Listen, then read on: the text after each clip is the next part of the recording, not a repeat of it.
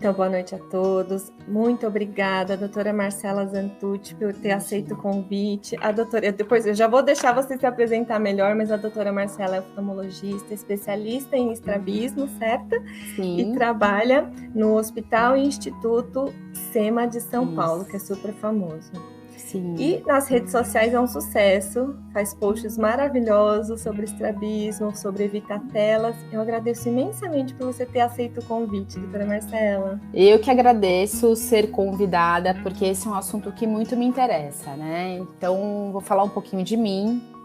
Bom, eu sou médica, tenho uma filha de 6 anos, então, assim, eu também enfrento os mesmos desafios que as mães enfrentam, né? Sou oftalmologista especializada em estrabismo, e o estrabismo me levou para a oftalmopediatria, porque é um público, a maioria é pediátrico, né? Grande parte é o público pediátrico, pacientes crianças. Então isso acabou me levando para a oftalmopediatria, e hoje em dia a gente vê uma mudança de comportamento muito grande das crianças, né? A gente se compara como nós éramos antes, né? Tem aquela famosa frase, bom, minha mãe criou não sei quantos filhos, no meu caso, criou 3 filhos sem tela, por que eu tenho que dar telas para os meus filhos, né? Então, esse acaba sendo um dilema muito grande na vida de nós mães. E eu, como médica, a gente acaba tendo acesso ao que está causando, né, esse excesso de telas, né? Então, assim, eu costumo comparar que da mesma maneira que quando a gente está um pouco acima do peso, a gente precisa fazer uma reeducação alimentar. Por conta do excesso que a gente consome. E com a tela é a mesma coisa. A gente vai precisar fazer uma reeducação de eletrônicos aí, em virtude desse tempo que o mundo inteiro passou, tá certo? E mesmo antes desse momento, os trabalhos demonstravam o prejuízo do uso de telas já, tá certo? A pandemia ela só veio precipitar isso daí, deixar isso muito mais evidente, né? Mas já tem muitos trabalhos falando sobre a questão dos prejuízos, né? Que a gente vai falar aí no decorrer do nosso bate-papo. Eu vou começar do comecinho, uma pergunta bem básica. O que a gente vai definir como tela? Acho que até para a gente falar, né? Para ficar claro, o que é tela? Então, a tela, o que a gente... É tudo que você... É aquele aparelhinho, né? Seria o celular, o tablet, a televisão, os jogos eletrônicos, portáteis. Isso aí são telas. Tá então, certo? É tudo que seja eletrônico e que pode estar emitindo uma luz. Uma luz, e que exatamente. Vai fazer mal. Então, depois eu vou chegar nessa pergunta do porquê que a tela... A gente tem que tomar um certo cuidado em relação ao terror. A gente não pode fazer terrorismo, né? Então, assim, é aquela coisa, a diferença entre o remédio e o veneno é a dose. Então, assim, eu não estou aqui para fazer terrorismo na cabeça de ninguém, muito pelo contrário, porque houve uma mudança no planeta, né, ali de umas décadas para cá. A tecnologia veio para ajudar, só que tudo tem um lado bom e um lado ruim. Então, assim, o meu papel aqui é informar, tá? As consequências do excesso, tá certo? Perfeito. E até trazer algumas medidas que possam minimizar essas complicações. Eu não coloquei sobre os efeitos nos bebês, né? Eu coloquei especificamente em crianças e adolescentes, mas a gente sabe que desde nenezinho, infelizmente a gente vê até muito na mídia social, nenês já tendo acesso ao celular, né? Você vê nenê que já sabe mexer na tela. Mas o nenê, ele é a criança, né, em si, quando nasce, é uma página em branco, tá certo? Então ela absorve muito o comportamento dos pais. O nenê imita o comportamento. Se você começar a pegar um nenê, de 5, 6 meses, começar a ficar colocando a língua para fora, ele vai te imitar. Então, o que acontece? Isso aí é culpa da gente, que tá com o nenê do lado e mexendo na telinha ali. Então, ele vai imitar a gente. Que coisa, certo? Né? Eles são muito espertos. Muito espertos, exatamente. Então, ele vai imitar algo que a gente tá ali refazendo na frente dele, entendeu? Então, assim, a indicação de telas para bebês é 0, até 2 anos. Até 2 anos, né? Até 2 anos, aquele mundo ideal, colorido, maravilhoso, é até 2 anos, tá certo?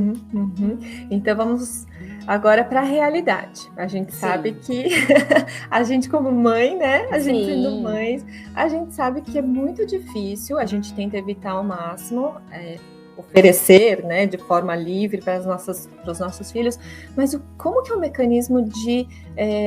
por que a tela faz mal para a visão, para os olhos? Então, a tela em si, né, a tela... vai ali, o eletrônico, ele não vai fazer mal ali naquele momento que a criança está exposta. O problema é a distância, né? Uma distância muito perto, assim, e o tempo prolongado. E isso eu tô falando na questão visual, tá? Questão de olho, tá bom? Então, assim, nessa distância aqui, vocês podem notar, né, que quando a gente... O olho, ele é como se fosse uma máquina fotográfica. Então, ele consegue focar muito bem, tanto longe quanto perto. E para focar de perto, há uma dinâmica aí nas estruturas, tá? Que você tem que forçar uma acomodação da musculatura dos olhos. E você fazendo isso por muito tempo e muitos dias... já tem estudos comprovando isso há muito tempo já, que há uma progressão da miopia nessas crianças que usam muito tempo de tela. Comparando a progressão da miopia nas crianças que abusam dos eletrônicos, comparado com aquelas crianças que fazem muita atividade fora de casa, a progressão da miopia nessas crianças ela é maior do que naquelas que usam muito pouco, que fazem mais atividades fora de casa, são as atividades outdoors, entendeu? Então, isso já é comprovado, tá? Então, você tem uma alteração do ciclo circadiano também, a luz azul emitida pelos eletrônicos. O que é o ciclo circadiano? É o nosso ciclo que faz a gente dormir e acordar. É o sono-vigília, tá? Então, isso, você tem uma alteração desse ciclo circadiano, tem uma alteração na liberação de melatonina, tanto que a recomendação é que até 2 horas antes da criança ir para a cama, ela não usar mais eletrônico nenhum, tá certo? Aí tem outras questões também, a questão da ansiedade, aquela criança, para nós adultos, né? A gente tem um certo vício, né? Experimenta esquecer o celular em casa para você ver o que acontece. Você volta para casa para buscar. O pânico que deu segunda-feira, né? Exatamente. Então, assim, você volta em casa, você fica meio transtornado. Então, assim, nós adultos que nós temos ferramentas para lidar com isso, a gente consegue notar. A criança não tem. Então, a criança fica uma criança mais ansiosa, ela não consegue ficar sem fazer nada, né? O que a gente chama de ócio criativo. Você pode ver. Qualquer um que está numa fila de supermercado, esperando para ser atendido, o que ele está fazendo? Está na tela, tá certo? Você está esperando para fazer alguma coisa, está na tela. Né? Então, o que é isso? A gente fica compulsivo por isso. E neurologicamente, a criança ela não está preparada para esse vício. Você faz essa introdução precoce na vida da criança, isso tem um malefício gigantesco. A criança vai de 9 meses, está ali começando a engatinhar 7 meses, começando a andar, ela quer explorar o que está o ambiente. Não importa se ela está num parque ou se ela está na sala dela, tá certo? Então, ela quer saber o que acontece se ela joga a bolinha no chão, se ela arrasta um brinquedo daqui para lá. Entendeu? Ela vai interagir com os elementos que estão dentro da casa dela, tá? E quando essa criança tá com um aparelho eletrônico ou com um celular, é até pior o celular, porque ela tem o domínio daquilo, entendeu? Ela fica completamente estática naquele ambiente, completamente passiva da vida, e isso impede que ela desenvolva essas conexões da descoberta, tá certo? Então, assim, realmente é muito maléfico. Eu não tô falando daquelas situações que pontualmente você vai e coloca um desenho para você conseguir fazer um xixi, entendeu? Ou você tá ali no restaurante e a criança já ofereceu todos os brinquedos que você levou, aquele está um caos ali, dá aqueles 5 minutinhos. Não são essas situações, são situações em que a criança tem uma rotina de usar eletrônico, entendeu? E que na pandemia, para os pais conseguirem trabalhar, isso foi muito usado, sem julgamento aqui, que cada um teve a sua necessidade, cada um passou pela sua dificuldade, entendeu? Mas por conta disso, as crianças ficaram muito estáticas ali, né? Então, teve esse consumo excessivo que precisa ser retomado para a vida normal, tá certo? Perfeito. Eu vou voltar na primeira complicação que você falou, né? A primeira consequência que você falou da miopia, do aumento de casos.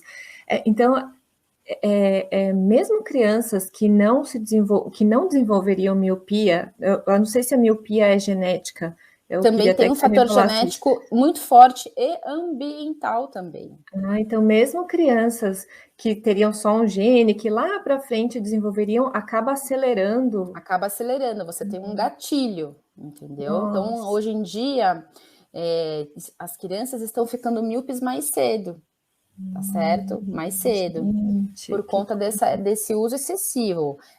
Eu quero frisar bem, não estou falando daquela criança que usa pontual, estou falando daquela criança que ela tem uma rotina em usar eletrônico em excesso, tá certo? Aquela criança que não tem o hábito de brincar fora de casa, que nem hoje já se sabe que a luz solar, apesar das dermatos, né, ter tudo cuidado com os horários, câncer de pele e tudo mais, mas a luz solar ela é um fator protetor para a progressão da miopia, tá? A luz solar libera dopamina no olho, que impede o crescimento. Então, assim, as orientações que a gente dá para os pais deixa a criança torrar no sol, entendeu? É zero eletrônico e a criança torra no sol, sabe? Entendi. Nossa, então é o sol mesmo, não é só você sair pro... Não, você pode, por exemplo, tem um ambiente na sua casa que entra luz solar, vai uma sacada que fica ali 5 horas por dia de luz solar. Pega o seu filho, coloca seus brinquedos ali naquele local, entendeu? Ele não precisa ficar exposto, mas assim... a criança ela tem que ter atividades fora de casa, né? São as atividades outdoors, ela precisa ter. Entendeu? E o outdoor sem o celular, né? Porque eu já vi. O outdoor sem o celular, exatamente. Já dá para o parquinho ficar lá vendo desenho, né? Aí não tá valendo, né? E aí, a outra pergunta que eu ia te fazer é do efeito da luz, que você comentou da luz que é emitida pelas telas, essa luz azul. O que seria? Porque o meu filho, luz azul, né? O espectro, né? Ela é danosa para a visão ou porque altera o sono? Então, ainda estuda-se, tá? Ainda é muito recente esses trabalhos, tá certo? Precisa de mais estudo para comprovar. Os trabalhos dizem que essa luz azul emitida, né? Então, assim, aventou-se a possibilidade que essa luz azul possa aumentar a miopia, né? Então, assim, alguns estudos comprovaram que isso não acontece, tá?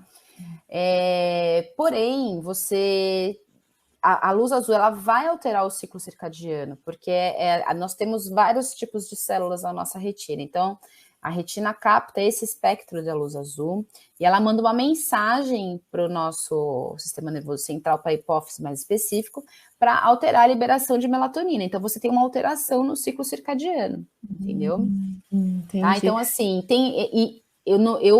os trabalhos mostraram que a luz azul diretamente ela não aumenta a progressão da miopia. Mas e se daqui mais para frente, daqui uns 15 anos, realmente isso for demonstrado, tá certo? Entendi. Que nem a história do ovo, do café, que às vezes é vilão, às vezes é benéfico. Exatamente. Eu te perguntei isso da luz azul, porque aqui, eu não sei no Brasil, mas aqui nos Estados Unidos, começou uma onda de óculos de filtro com lentes, azul. De filtro azul. Sim. Aí meu marido comprou, eu comprei para o meu filho, porque lendo vários os reviews, né, do produto, as pessoas diziam que melhoravam da dor de cabeça, que o sono também ficava melhor. E na dúvida, eu acabei comprando. Sim, eu também uso óculos com o filtro azul. Eu uso também, mas eu não uso, por exemplo, eu agora, como eu já tenho 40 anos, eu tenho uma certa dificuldade de leitura, então tive a oportunidade de comprar, eu uso, eu me dá um conforto, só que isso não é um passe livre para ser usado. Isso não é um passe livre. Então, assim, esse produto... ele não pode ser vendido como um passe livre para uso indiscriminado das telas, não, entendeu? Não é. Ele é uma questão de conforto. Agora, o que eu costumo falar para os pacientes, então, aquele profissional que trabalha com eletrônico, fica lá mais de 5, 6 horas por dia usando o eletrônico, tá certo? Para a gente olhar nessa distância aqui, para a gente poder focar, o nosso olho ele tem um movimento de convergência, Então, isso recruta a musculatura. Agora, imagina você pegar uma sacola, de 50 gramas e ficar segurando a sacola 10 horas por dia. Por mais leve que seja aquilo, isso vai cansar o seu braço, vai cansar a sua musculatura. E a mesma coisa com os óculos. Então, assim, o filtro azul, ele vai dar um conforto maior, mas o paciente vai continuar tendo o cansaço específico de uso prolongado da tela, né? Tem até uma regrinha que a gente passa para os pacientes, que é a regra dos 20, 20, 20. Então, assim, interessante isso, a cada 20 minutos, fazer uma pausa de 20 segundos, olhando um objeto a 20 pés de distância, tá? Então, assim, a cada 20 minutos, uma pausa de 20 segundos, olhando o objeto a 20 pés, que dá 6 metros de distância. Eu até oriento os pacientes a posicionar o computador em frente a uma janela, né? Que aí olha lá para o horizonte, e isso ajuda bastante a descansar essa musculatura que faz a convergência, que faz a acomodação e tudo mais, tá? Nossa, muito interessante. E também tem uma questão que quando você usa muito eletrônico, você está lendo, você pisca menos. Então, a sua lubrificação ocular fica alterada também, tá? Então, o colírio lubrificante também é muito importante, ajuda bastante no conforto. Mas, voltando à questão da lente da luz azul, ela não é um passe livre, tá? Não é, realmente. Eu acredito que realmente dá um certo conforto, legal, e ele bloqueia a luz naquele pedaço de vidrinho ali. Mas ela continua entrando pelos outros lados, entendeu? Ela bloqueia aqui na frente só. Ah, que interessante, interessante. Eu comprei, até para justificar, mas não precisaria justificar, mas o meu filho ficou em aula online por 1 ano. E eu olhava, sabe quando você vem por trás da tela do computador, o olho dele ficava exatamente como você falou, parece que estava convergendo, né? Ele faz uma convergência, exatamente. Parecia que ele estava ficando estrábico, e aí ele falava que estava doendo um pouco a cabeça e minimizou. Então não é que eu comprei, porque como você falou, né? Agora você pode ver televisão, mas ele ficou em aula online e eu vi os pais comentando, eu vi que ajudava bastante, isso foi muito bom. Agora, sobre o olho seco, né? Essa coisa de piscar. Essa regra também, do que você falou, a cada 20 minutos que você fica, né? Você vê a criança olhando a televisão, de vez em quando, elas estão assim, né? Não pisca nem um pouquinho. Não pisca nada, fica ali hipnotizada, né? Fica super hipnotizada. Dá uma lembrada, dá uma piscada, né? Porque... Pisca, exatamente, não, é terrível. Então, assim, para pessoas que já têm alteração de superfície ocular, uma conjuntivite alérgica, uma oleosidade em excesso nos cílios, isso daí contribui para a piora dos sintomas, tá? E quando você fala que está favorecendo as miopias, é uma miopia que a criança já passa a necessitar de óculos? Como que a gente vai perceber isso? Então, a rotina oftalmológica na criança, ela tem que ser feita... Perfeito, queria que você falasse sobre isso. Então, assim, a criança, por muito tempo, ela foi negligenciada na oftalmologia, tá? Só que eles esqueceram de levar um fato em consideração, que a visão do ser humano se desenvolve na infância, tá? Então, a visão do ser humano se desenvolve até os 7, 8 anos de idade. Então, essa é a fase principal que a gente precisa cuidar, entendeu? Então, hoje em dia, tem muitos adultos com uns olhos anatomicamente bons, normais, mas que não aprenderam a enxergar. Por quê?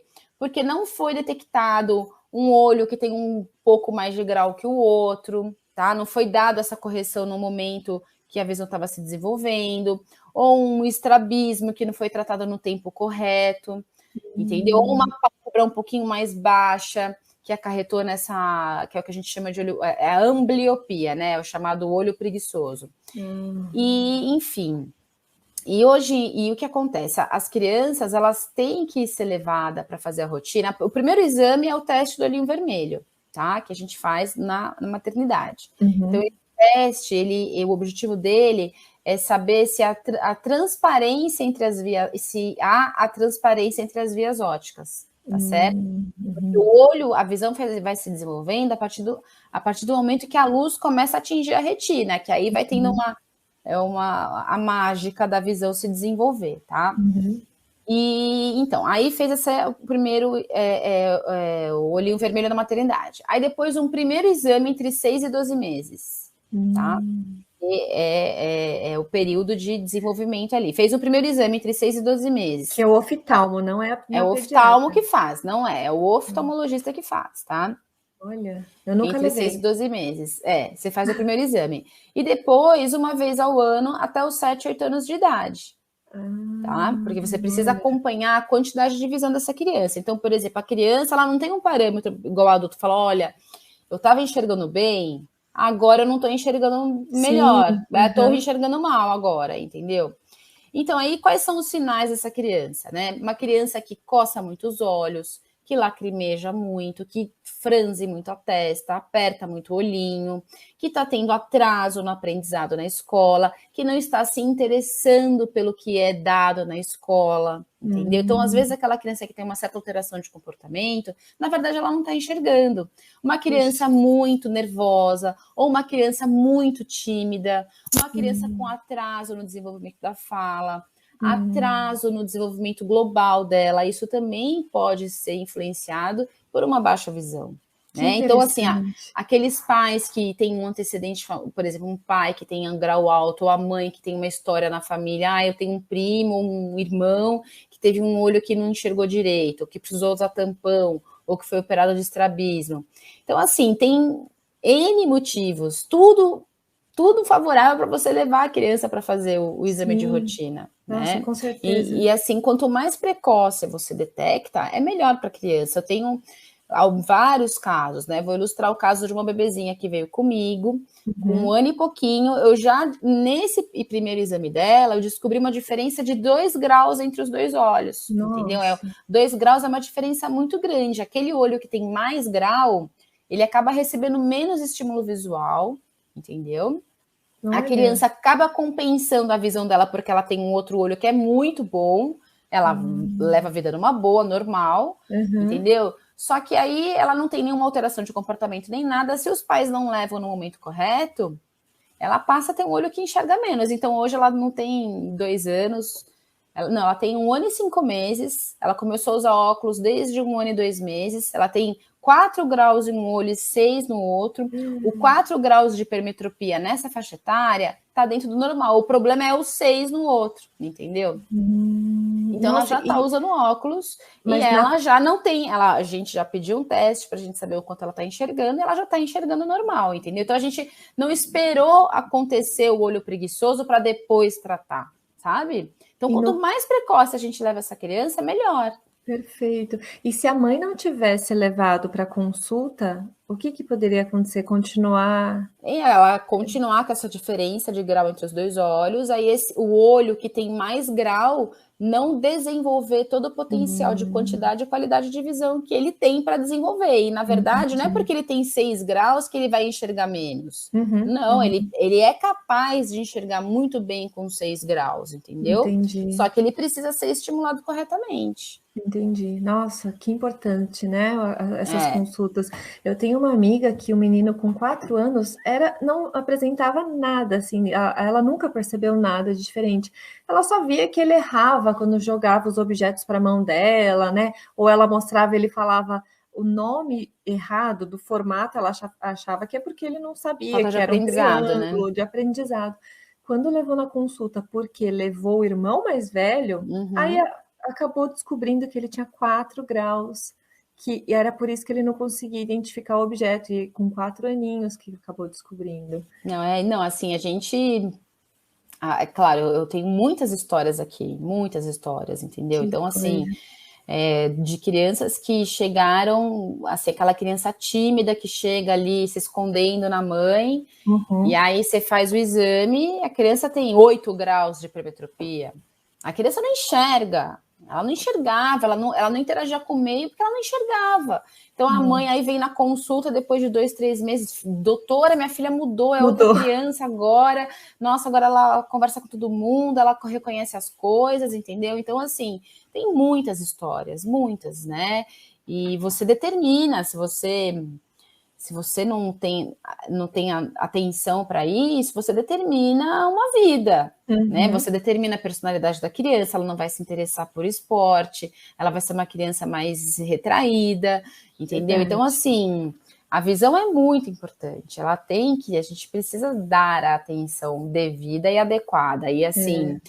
muitas vezes a informação que chega, né, que vai para os pais não, tem que esperar a criança ser alfabetizada, a criança não sabe as letras, e a gente não precisa de nada disso para poder fazer exame. A criança informar não é o mais importante. Isso que eu ia te perguntar, como que é a consulta de uma criança pequena, né? Porque eu levei a primeira vez o meu filho com 4 anos, e aí ele falava os nomes de desenhos, mas como que é a avaliação, né, de uma criança? Então, assim, uma avaliação de um bebê que ele não informa a quantidade de visão, o que a gente precisa saber? Se está anatomicamente viável e simétrico, se os 2 olhos estão semelhantes, tá certo? Então, assim, esse não é o mais importante.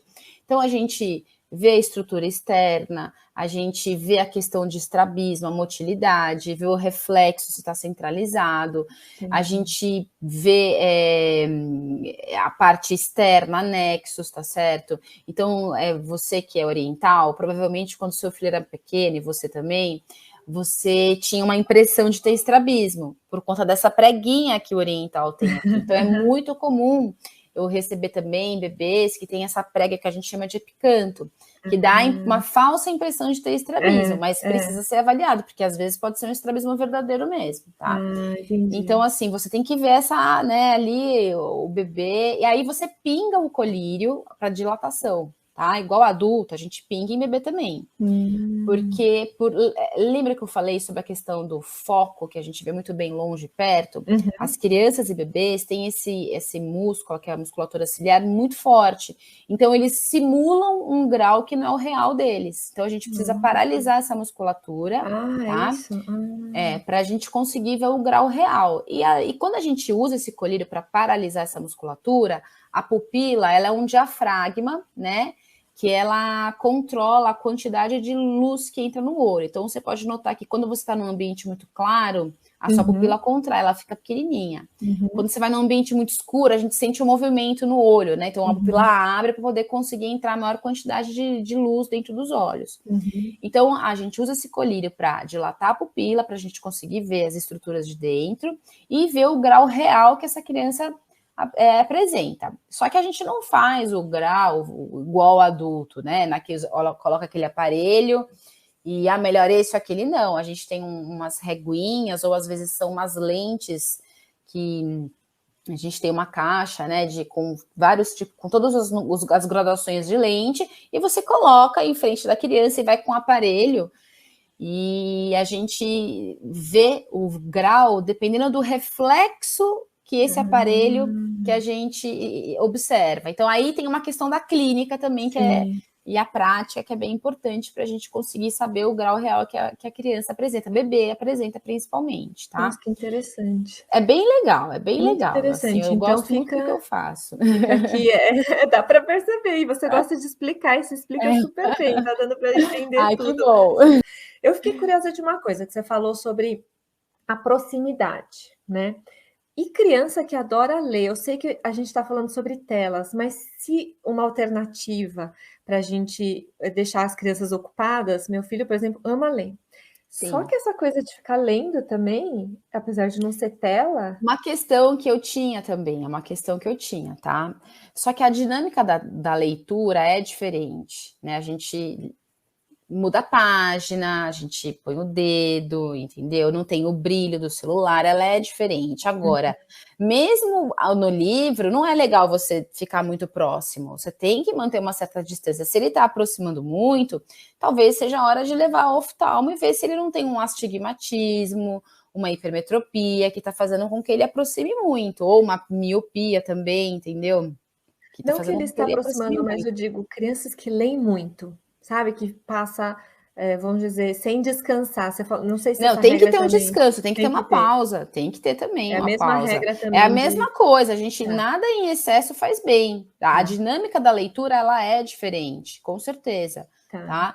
mas nada em excesso faz bem. Mas é bom saber, porque uma alternativa que a gente dá muito para as crianças, vai ler um pouco os livros, né, Sim, em vez de ficar então, nessa... só que e livro tem uma questão, né, que a gente ele traz informação de qualidade, Sim, entendeu? sim. É diferente, o livro ele traz informação de qualidade, né. Uhum, uhum. É que a gente ouvia muito quando criança essa coisa de não fica muito perto da TV que faz mal, não lê livro assim muito de pertinho. Eu não sei se você ouvia, mas eu ouvia muito isso. E Sim. tem muito sentido, né? Essa coisa da proximidade, de você estar quanto mais perto, pior. Então vamos supor, a televisão. Se a gente tiver que oferecer a televisão, entre televisão e celular, a gente A opta televisão pela é melhor. televisão. Uhum. Quanto A maior e mais televisão, distante, é o exatamente. melhor. Tá. Exatamente. E também a questão da televisão, a criança, ela vai ter brinquedos ao lado, entendeu? Então ela vai ver a televisão e aí ela vai se interessar por que está ali ao redor dela, né? E Eu que nem sempre você oriento falou, isso. ela não carrega, né? Ela não carrega, exatamente. Você pode ver que quando você coloca um celular na mão de uma criança, ela fica hipnotizada. Entendeu? Ela fica completamente hipnotizada. É verdade, é verdade. O game que é em telinha assim, qual... Eu sei que tem uma coisa assim de parte cognitiva, parte de desenvolvimento neurológico, mas tem que ter um limite, né? A gente Tem pode que ter fazer um limite. combinados com os adolescentes. Agora a Sim. gente vai falar um pouquinho sobre os adolescentes. Qual é o tempo máximo que a gente pode permitir que eles fiquem? Então, isso é uma pergunta de $1 milhão, né? Na verdade, assim, porque o que acontece? Hoje em dia, tem muita aula online, entendeu? Então, assim, como que você vai pegar um adolescente, vai privar né, o uso? Eu sou muito a favor do equilíbrio. Uhum. Tá? Então, assim, aquele adolescente que faz aula online e usa o eletrônico para entretenimento, único exclusivamente, tá errado. Ele precisa fazer um esporte, Uhum. entendeu? Precisa, tá errado, sabe? Então, assim, eu procuro conduzir a minha filha para fazer muito esporte. Né? Em casa é uma briga, a baixinha ela tem 6 anos, tem opinião, às vezes ela quer o celular, quer, não tem, YouTube não tem, você vai assistir o programa que é adequado para a sua idade, porque assim, a gente está falando apenas dos eletrônicos, a gente tem que prestar muita atenção no conteúdo consumido pelas crianças. Sim. Entendeu? Então, assim, tem crianças com sexualização precoce, com bullying, aquelas brincadeiras todas que incentivam a mutilação, suicídio e afins, entendeu? Então, o conteúdo que é passado para essas crianças é muito importante da gente estar sempre junto, estar sempre observando, sabe? Então, assim, tem que estar atento à classificação de jogo, por exemplo. Porque se tem uma classificação ali, tem um motivo. Por que você não vai se atentar a isso? Entendeu? Então tem que, a gente precisa ficar atento ao conteúdo. Então, assim, um adolescente que ele vai dormir 2 horas da manhã porque estava no eletrônico, tem alguma coisa de errado. Tá errado. Entendeu? Tá errado. Então, o pai, a mãe, eu fico até com um pouco certo receio de falar isso, porque não estou julgando ninguém, eu quero chamar atenção, tá? Eu tenho uma filha de 6, tudo bem que quando ela tiver 15, vai ser eu vou passar por essa dificuldade, vou passar e vou ter que lutar bravamente contra isso, tá? Porque tem aquela história, né? Costa para cima, cai na testa, né? Mas não é longe disso, longe de mim fazer isso. O que eu quero é que realmente a gente fique atento ao conteúdo. Sim. E assim, desliga o Wi-Fi. Sabe? Coloca, né? Eu sou a favor, sim, de respeitar a individualidade das crianças, dos filhos, mas até a página 2. Certo? Que se coloque dispositivos para controlar o que está sendo consumido ali dentro, porque depois que que acontecer, já foi. Não adianta chorar, fazer promessa, ir para a igreja. Não adianta, não é verdade? Mas é verdade. Em pensar dessa maneira. Não, com certeza, entendeu? Porque de tudo que você falou até agora, o malefício não é só no na não visão. É só... Não é só nessa parte de dependência, ou de você estar passando um material inadequado, mas também tem esse aspecto de ele cada vez mais vai se tornar dependente de curtidas, ele depende desse retorno. Não, então, aí aqui assim, é uma conversa que a gente tem muitos aspectos a ser trabalhados nisso daí, né? Verdade. Então, assim, hoje em dia, o adolescente ele está em fase de formação. Então, se ele recebe um julgamento que ele não está preparado para enfrentar, isso pode acarretar uma série de distúrbios nele, entendeu? Uma série de preconceitos, julgamentos, que ele não está preparado para absorver aquilo ali. Sim. Tá? Então, assim, por exemplo, o aplicativo TacTac, não vou falar aqui o nome, né? O TacTac ali. Então, assim, as meninas, você vê as meninas dançando como sensualizando absurdamente, a menina usando, sabe, topzinho, vestidinho, dançando daquela maneira e rebolando e não sei o quê. E assim, ela não tá preparada, o corpo dela não tá preparado para aquilo, entendeu? Então, assim, você erotiza uma criança muito precoce, tá certo? Então, assim, eu tenho muito medo, muito medo, sou muito cuidadosa com isso. Eu acho, por exemplo, na minha opinião, isso, claro, eu tô falando da minha realidade, tá? Uma criança ter celular, mas para que uma criança precisa ter celular? Ela trabalha? Ela vai pagar conta? Ela vai trazer alguma renda para casa com o celular? Então não tem porquê, ela tem brinquedo, entendeu? E combinados, por exemplo, eu já ouvi essa... porque eu quero combinar com a minha amiga que a gente vai se encontrar, mas quem tem que combinar? Quem vai te levar? Não vai ser sua mãe? Então sua mãe tem que combinar com a mãe dela, entendeu? Perfeito, sabe? Então não tem isso. Então é uma liberdade que não é pegar o filho e colocar dentro de uma caixinha. Mas esse conceito de muita independência também está sendo exagerado, né? Não, a independência é a criança se sentir segura, né? A criança se sentir segura dentro daquele quadradinho que você propõe na tua casa, né? Então, assim, quando eu estava grávida, eu li um livro muito legal sobre maternidade. Foi o melhor livro que eu li sobre maternidade. É aquele Crianças Francesas Não Fazem Birra. Eu li também. Esse livro é maravilhoso. Então, assim, alguma parte dele que me marcou muito foi que a criança ela tem que ter liberdade, mas dentro daquele espaço delimitado que você propõe para ela. Entendeu? Então, assim, você tem que estimular o seu filho a subir na árvore, a ser curioso e tudo mais, mas ali dentro daquele espaço. Então, assim, tem 3 coisas que em casa não tem conversa. É segurança, princípio, né? E educação. Então, isso aqui são coisas inegociáveis aqui dentro de casa. Então, ela tem liberdade desde que ela não fira essas 3 coisas dentro da minha casa. Perfeito. Entendeu? Então, se é algo que ela vai fazer, que ela vai faltar com a educação com os outros, não vai fazer. Vai se machucar? Não vai fazer. E os princípios condiz com os nossos princípios dentro de casa? Se condiz, ok. Se não condiz, não vai fazer. Entendeu? Tá vindo um comentário, acho que sobre o que você está falando, da Giovana. Minha filha fala que eu sou careta. Eu concordo com tudo que a doutora está falando, mas não é uma tarefa fácil hoje em dia. A filha da Giovana está com 11 anos, se eu não me engano, né, Gi? Você me confirma. Tá chegando na adolescência. Então, a gente pode ser careta, tá bom. Eu prefiro ser uma mãe careta, mas eu tendo a minha consciência tranquila, entendeu? Lógico, a gente não pode ser careta ao ponto de você se distanciar do seu filho, né? Você tem que saber o que está acontecendo. E você saber ficar com o seu filho, entendeu? A gente não pode ser careta ao ponto do contraste ser muito grande.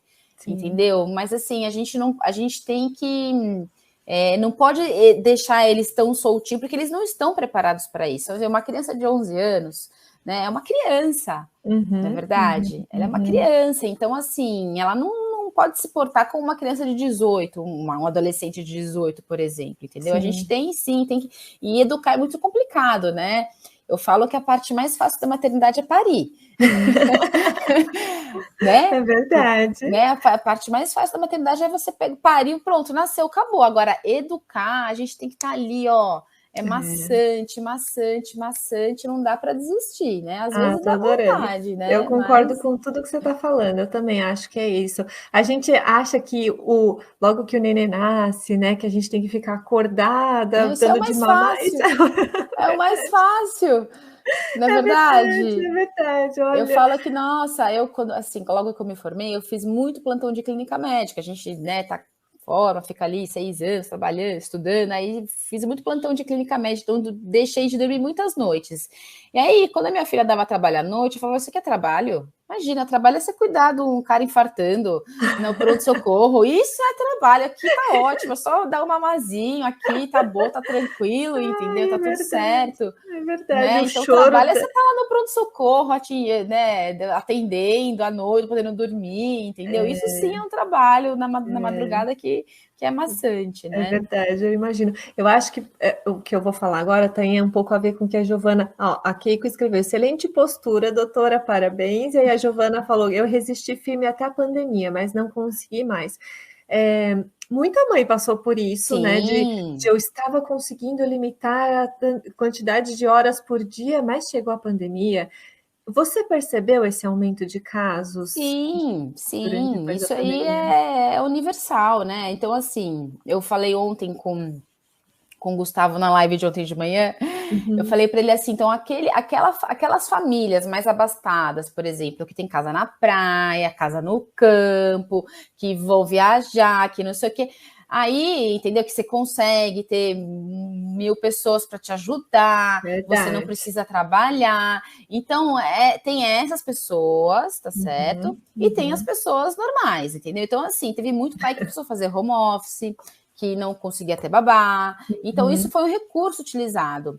Mas aí eu volto para aquela minha frase do início. A gente vai precisar fazer uma reeducação, tá certo? Com os eletrônicos, não tem jeito. A gente vai precisar fazer. Né? Assim, o eletrônico, ele tá aí, não vai retroceder. É uma coisa que tá aí, acabou, e legal, que tudo tem um lado bom e um lado ruim. Só que a gente vai ter que saber lidar com a quantidade para não influenciar no contexto geral, né? Por exemplo, aquela criança de 7 anos, 8, ou independente da idade, que vai para a escola, chega, só fica no eletrônico, tá errado, entendeu? A criança precisa fazer um esporte, você determina, precisa movimentar, o corpo é uma máquina. Então, assim, aquela criança que usa muito eletrônico, ela é mais sedentária, ela come mal, ela se relaciona mal socialmente, entendeu? Concordo. Então, assim, isso determina estilo de vida. O eletrônico em excesso determina estilo de vida, sabe? Então, a gente tem que ter o equilíbrio. Então, por exemplo, aquele adolescente que gosta de usar eletrônico. E também eu acho que as profissões futuramente, e agora já, né, daqui para o futuro, elas estão mais ligadas ao eletrônico, né? Só que vai ter que ter um equilíbrio disso daí. A gente precisa movimentar o corpo, entendeu? Então, assim, as gerações, já tem alguns trabalhos falando que as gerações estão com QI mais baixo do que os pais. Por quê? Por conta do excesso de eletrônico. Tá certo? Que coisa, né? Então, assim, vai ter que ter um equilíbrio. E essa reeducação que você comenta, né? Até fazendo um gancho com o que a Giovana acabou de perguntar, quantas horas você acredita que seja recomendável? Acho que tem uma tabelinha que é o recomendável. Tem uma tabelinha. Então, assim, como eu falei, abaixo de 2 anos, 0. De 1 a 2, de 2 a 3 anos, 1 horinha por dia. Isso conta no televisão, tá?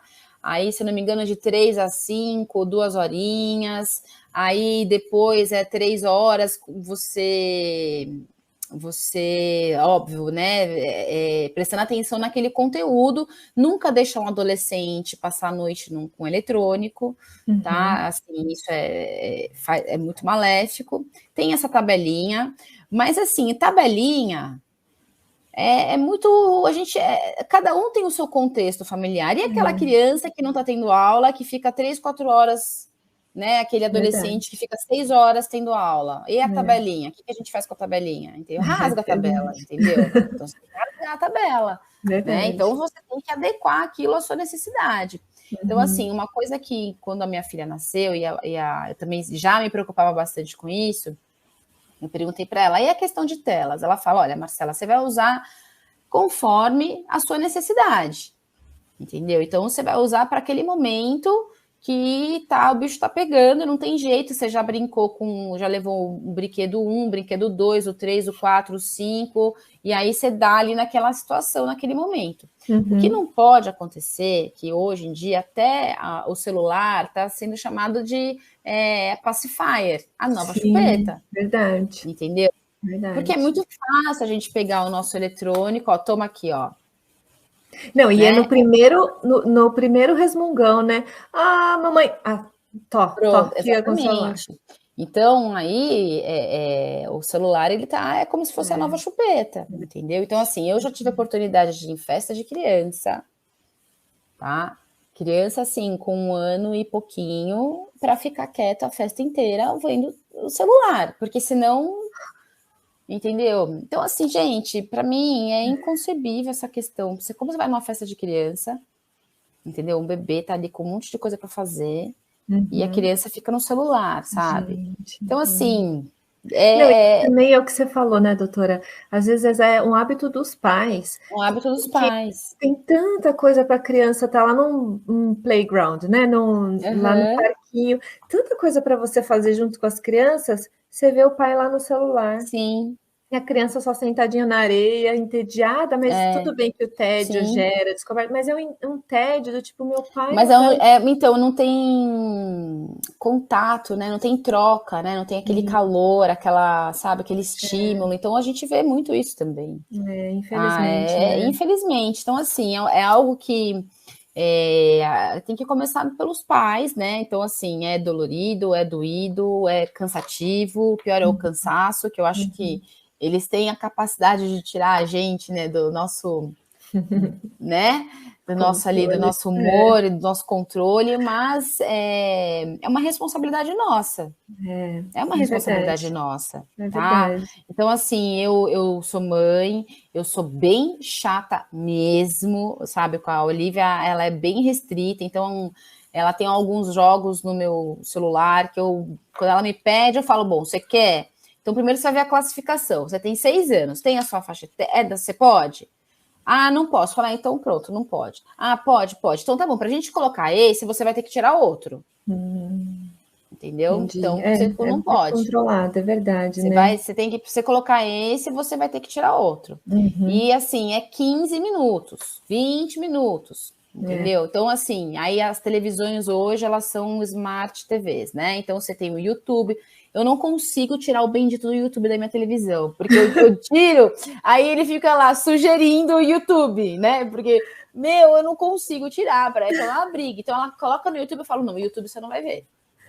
E é tanta coisa horrível que aparece, mesmo no YouTube Kids, né? Mesmo no YouTube Kids, exatamente. Nossa, o meu celular eu tirei o aplicativo do YouTube, não tem YouTube, né? Mas na televisão eu tirei dos principais, mas ele fica lá sugerindo o YouTube, entendeu? Ai, gente. Então a gente tem que ficar em cima mesmo, né? Da criança, para ela não fazer. Tá passando muito rápido. Eu quero chegar para as últimas perguntinhas. Tá passando. Fala muito, né? Interação necessária, acho que ela está falando aqui sobre pai e crianças, né? Que não é chatice, é assertividade e bom senso. Aí o seu marido falou do tac-tac, né? Que é uma praga. É uma praga. Não dá para deixar, é verdade. Para a gente terminar, eu queria que você deixasse, então, como você foi falando aos pouquinhos, nós vamos tentar juntar de orientações para a gente minimizar essas consequências de quando a gente precisa, pontualmente, ou então tem gente que precisa deixar, eu vou ter uma reunião de 1 hora, vai ficar lá 1 hora. Essa coisa de ir para fora, de fazer atividades com sol, se você conseguir fazer um resuminho. Vamos lá, então, começando.